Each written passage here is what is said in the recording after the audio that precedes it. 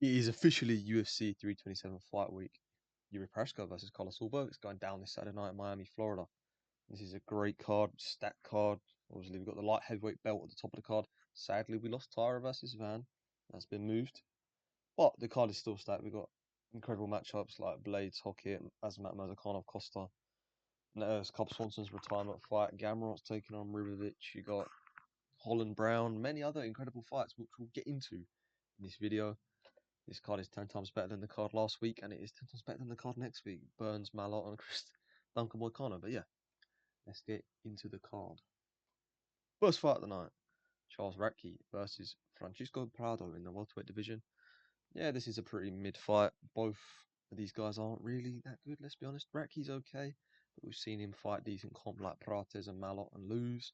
However, Prado is losing to bottom of the barrel, mid UFC level guys like Jake Matthews, like Zell Huber recently to, what's that guy's name? Kretinov, who, to be fair, that loss was pretty bad at the time, but he's gone on to do some decent things since, beating guys like the Dodo Bird. Yeah, I'm going to go with Charles Ratke to get a second round TKO victory over Francisco Prado, maybe even a submission win. Ratke looked very impressive in his last fight against Daniel Frunza, showed big improvements in the grappling, solid striking. I know Daniel Frunza's not that good, but we've seen Ratke go out there before against decent guys like Semmelsberger. Not really, to be honest. Both these guys are kind of mid, but I think Ratke is better than Prado and will get a second round TKO win. Ratke's gone out there before, took guys down, put power.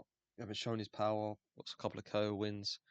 Yeah, they're not against great comp like Semmelsberger, but he will do it over Prado. Prado's looked very mid in all his fights against guys like Zell Huber, Kretinov, Matthews. No real threat on the feet, very low output, not very powerful. Been taken down multiple times by bottom of the barrel grapplers like Kretinov. I think Ratke's going to get a TKO win, but he could even get a decision win, mixing the grappling, and I've got Ratke winning this fight by TKO or submission over Prado. Next fight on the card. For some reason, this shitty website doesn't let you click on it. But Kelvin Gastelum, KG, versus Vicente Luque in the middleweight. Both these guys moving up. I mean, Gastelum had some time in middleweight before, getting wins over guys like Bisping, losing to Weidman, and had that war with Adesanya, who that hasn't aged too well because both of them guys are a major drop off. But I'm going to pick Kelvin Gastelum to beat Vicente Luque. I think his grappling threat will be too much. Luque is more of a submission threat, but Gastelum's a better wrestler. Be able to take Luque down, maybe hold him down. And honestly, I could see Gastelum landing a KO here. He's got underrated power, heavy hands.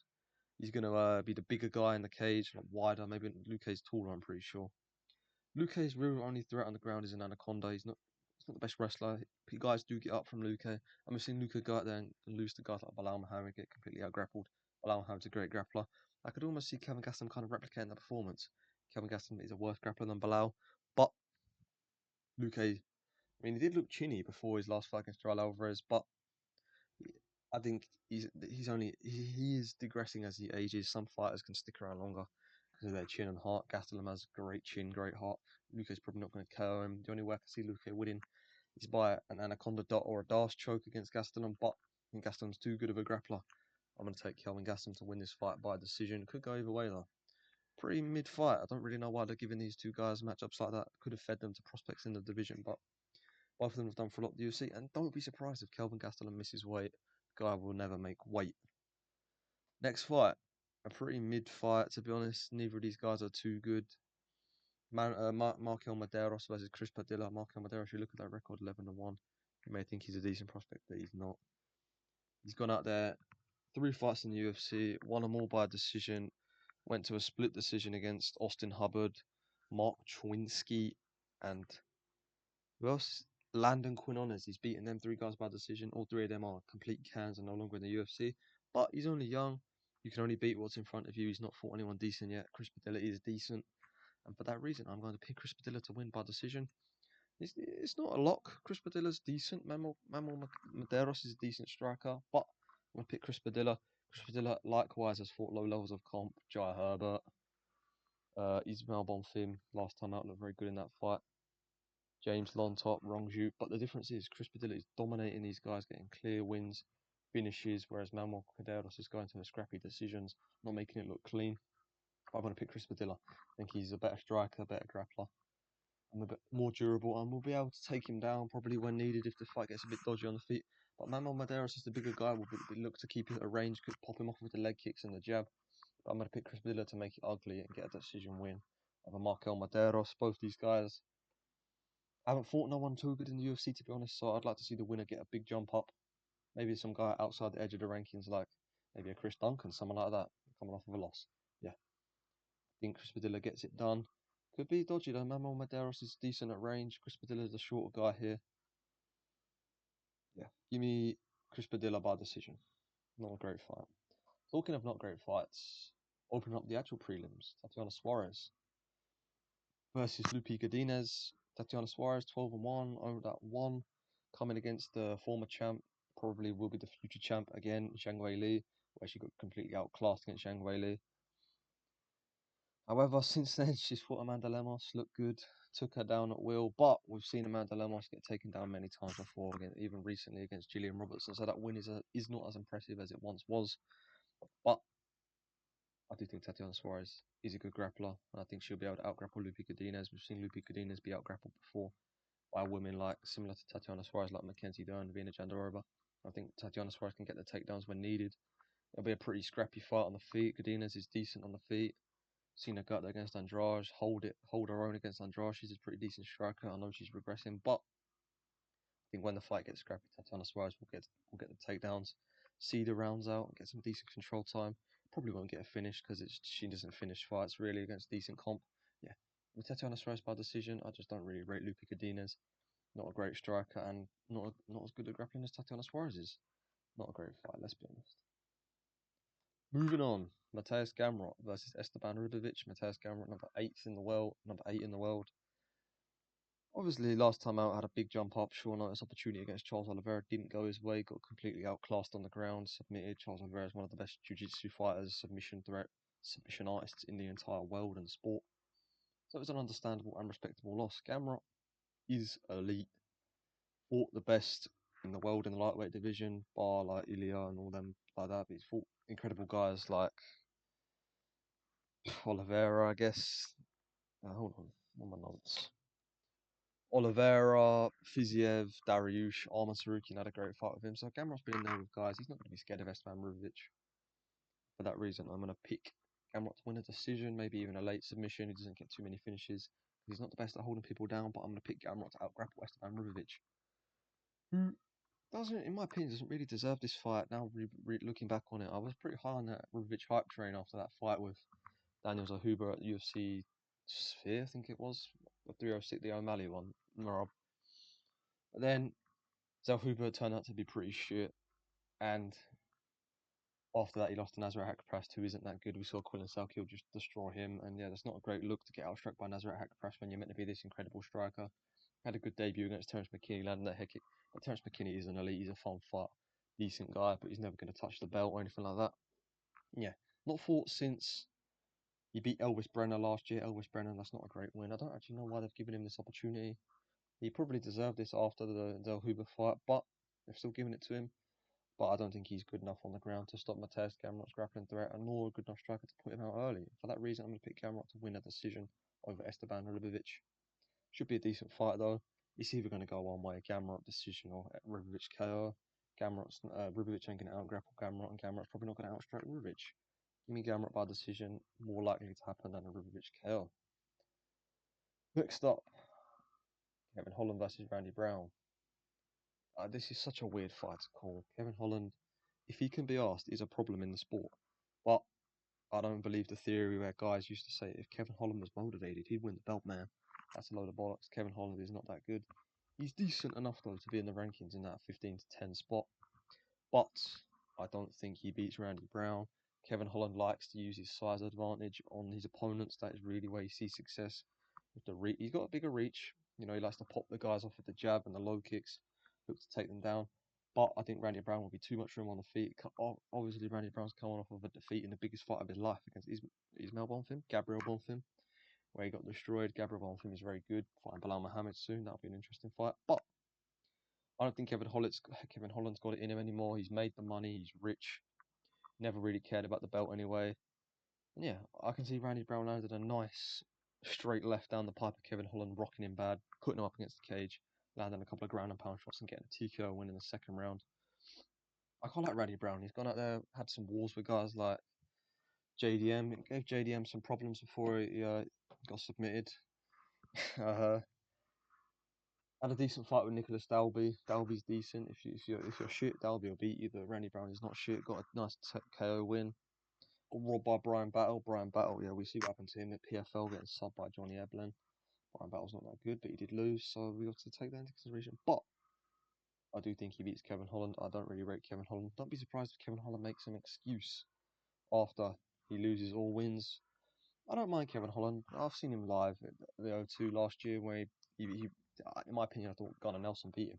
Kevin Holland's got major grappling holes, but Randy Brown won't be able to expose him. And I didn't like the look of Kevin Holland in his last fight against Daniel Rodriguez. They're very sloppy on the feet, slow.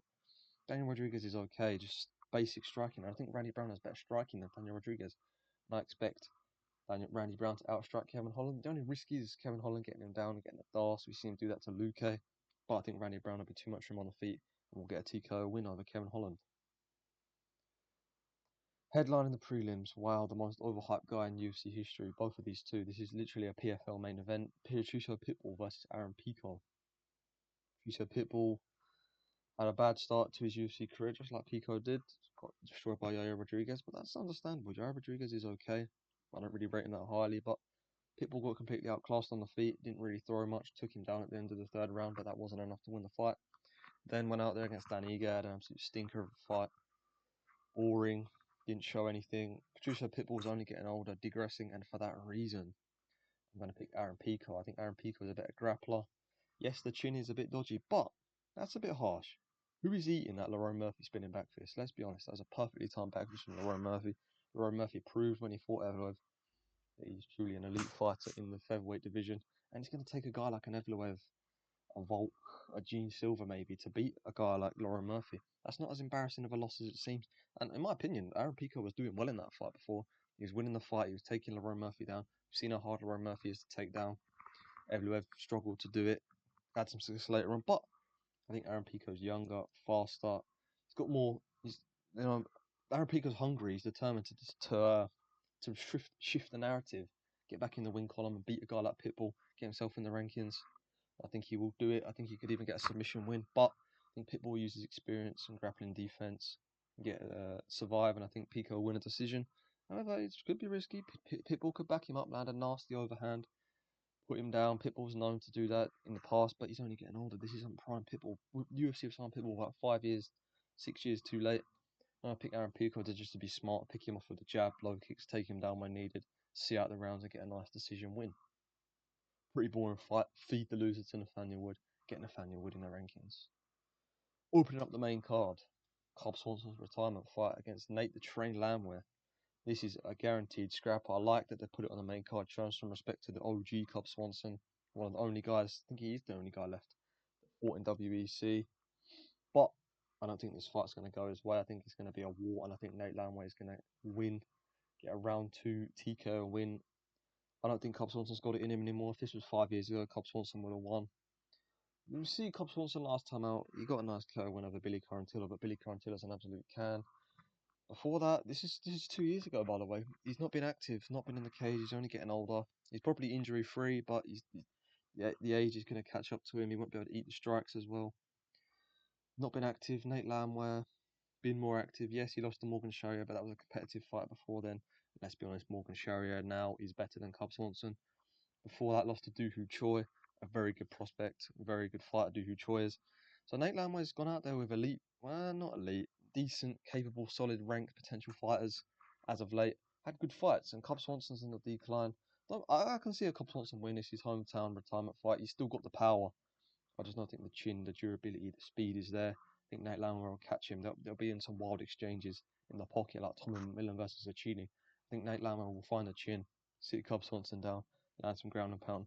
And sadly for Cobb Swanson, I think that retirement fight is not all peaches and creamville like Michael Chiesa's one.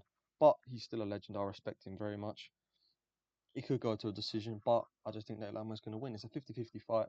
It's going to be a scrap, let's be honest. They're just going to go in the pocket, swing at each other. Don't suspect many takedowns in this fight. But I'm going to go with Nate Landwehr. He's still the younger guy, more durable. He's a fucking scrapper. This is going to be a war. I'm picking Nate Landwehr. Decent fight, 50-50. I can understand the Cubs want to pick, but I'm going with Nate Landwehr. I think he may be the underdog. Give me Nate Landwehr by TKO in the second or the third.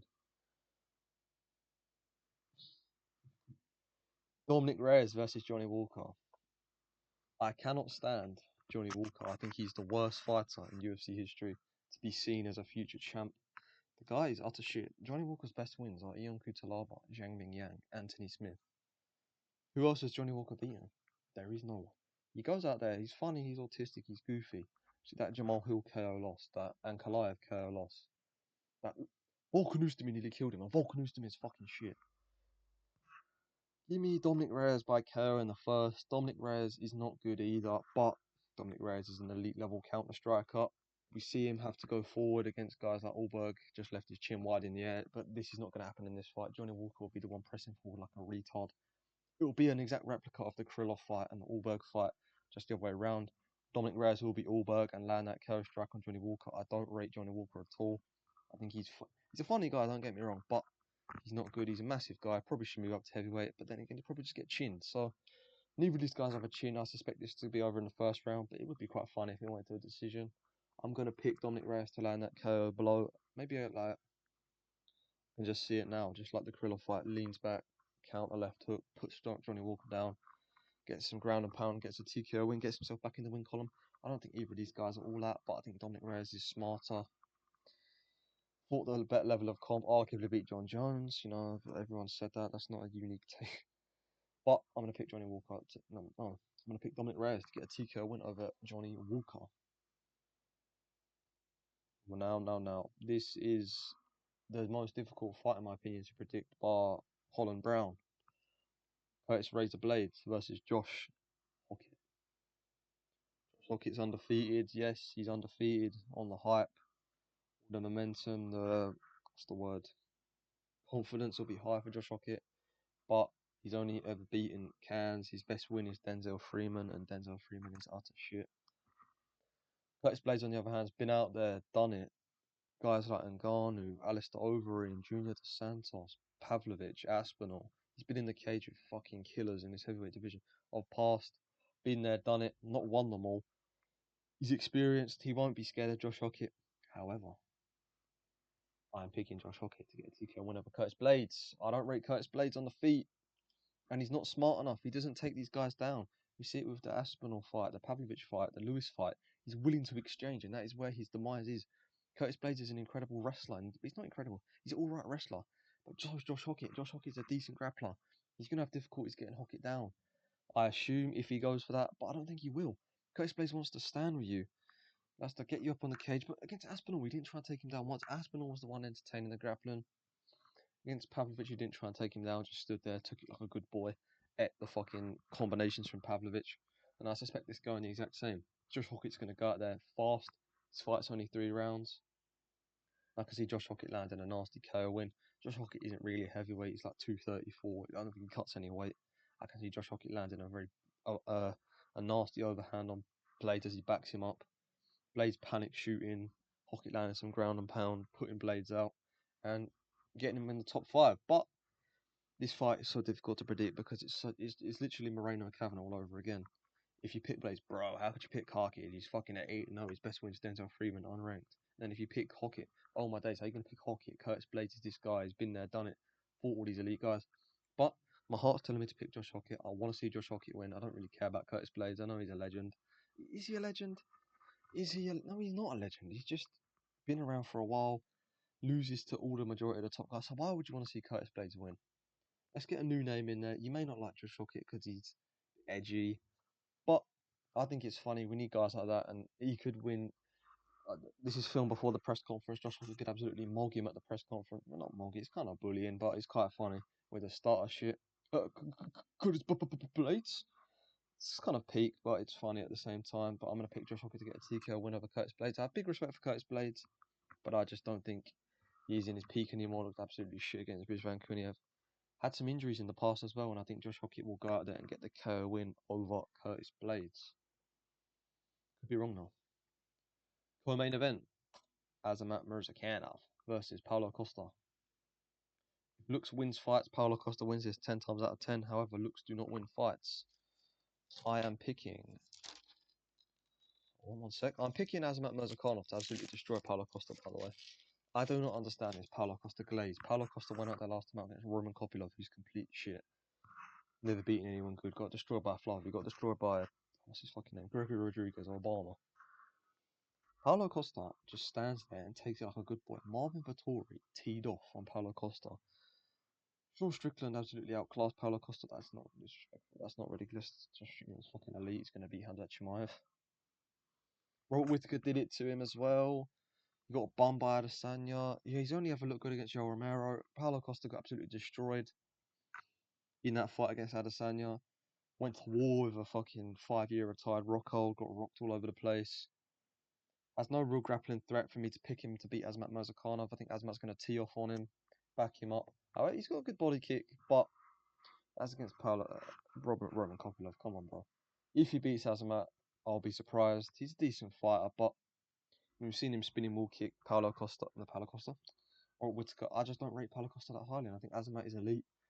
The size won't matter. We've seen Azamat go out there and nuke guys like Rakic. I know Rakic is chinny, but to just land that blow itself, Paulo Costa probably wouldn't eat that either. Paulo Costa's not cutting any weight, so the chin may be better. But I'm picking Azamat Murzakanov to win undefeated, all the hype. Is this fight no, this fight isn't relatively short notice. I'm going to pick Azamat Murzakanov to beat Paulo Costa. I can understand the Costa pick. You know, Azamat. I can't actually, no. Why are people picking Costa? I'm picking Azamat Murzakanov to beat Paulo Costa. The guy looks incredible every time he's fought. He's not fought the highest level of comps. His best wins are Brenton Rivera, Menefield, and Rakic. But I'm going to pick him to beat Paulo Costa. I don't really see Azamat going much further than this. If you saw my TikTok, I got a lot of shit for saying that he's not that good. But I think he beats Paulo Costa. I don't think he touches Ankalaev. Even Khalil giving problems, Yuri, any of these guys. But I think he beats Paulo Costa and gets it done. Now, the main event time. This fight determines my happiness and mental health for the next, 2-3 weeks. Because the UFC is shit next week, so you'd be miserable anyway. But we all need a Yuri Prochazka win over Carlos Ulberg. We need it. We need a Yuri Prochazka round 3, round 2 win over Carlos Ulberg. We need a war. We need a classic Yuri. Let's go for that KO win over Carlos Ulberg. We're all praying for it. I hope and I want and I think Yuri Prochazka will KO Carlos Ulberg. Let's be serious and not be biased. Carlos Ulberg, 14-1, got chinned by Canadians Nzechukwu as his only loss. Last time out, destroyed Dominic Reyes, but Dominic Reyes is a retard. Went in there, just left his chin, just dived into him, chin up in the air. Easy win, easy counter strike from Carlos Ulberg. The only thing that worries me, Carlos Ulberg's an incredible counter. No, he's not. Carlos Ulberg's a counter striker, but it's a Yuri bombing in like a retard, like Dominic Reyes did. But Yuri's got a chin on him. I don't think Carlos Ulberg will put him down. If Yuri goes out and loses in the first round by KO, that would be very upsetting. Yuri Prochazka's never gone to a decision in the UFC. Only ever lost to Alex Pereira. We've seen Alex Pereira rock him and drop him. I'm scared. Yuri Prochazka is low-key a bit chinny, and that is what's worrying me. I'm still picking him, but I'm scared for him in the early rounds. However, I've watched Ulberg's tape. He's not really the type of guy that goes out there, puts it on you early. I see him live in the flesh at the O2 fighting Jan Blachowicz. That was the most boring fight. Think of it. No, it wasn't. I saw MVP Sam Patterson a couple of weeks ago live. Second most boring fight I've ever seen in my life. He's a counter striker, and if you don't throw, he's not going to throw really. He's happy to just stall out a decision. He's typical CKB fight. He's literally like Adesanya. He'll just leg kick you at range and throw the jab. He'll only really throw shots if you go first. And I'm kind of worried because Yuri Prochazka is that type of guy that goes first. But I think he will survive the early onslaught. Typical Yuri style. As Ulberg gets tired, Yuri grows into the fight, starts landing those body shots, the clinch, the elbows, the knees, backs him up, and lands a nasty KO, sits Ulberg down. I'm manifesting it. I'm seeing it, as Izzy would say. I manifested this. I'm picking Yuri Prochazka to KO Carlos Ulberg.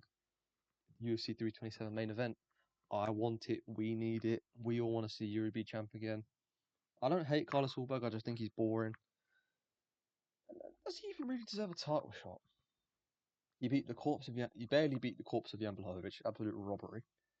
and beat Dominic Reyes. Is Dominic Reyes worthy of a title shot in the big 26, 25, whenever he got it? He's clearly a good fighter, but he's not gone out there and beaten a Khalil or Jamal Hill, a Yuri, anyone like that to really deserve a title shot. To be honest, I think it's a joke that if he was to have got the shot over Yuri against Pereira again, I get it, he's new, but his resume is pretty mid. I can honestly see him KOing Yuri, but I'm praying for a Yuri win. I'm picking a Yuri win. But I'm scared, man. I'm still going to pick Yuri. I have faith in Yuri. The chin, the heart, the awkwardness on the feet. Carlos Ulberg's never fought a guy like Yuri. No one has. I'm picking Yuri Prescott to beat Carlos Ulberg in the main event. Let me know what you guys think. Thank you again for watching. Drop a like, subscribe, all that good stuff. Follow on TikTok, Twitter, all the same name. I'm DillyMMA everywhere. Yeah. Thank you for watching and goodbye.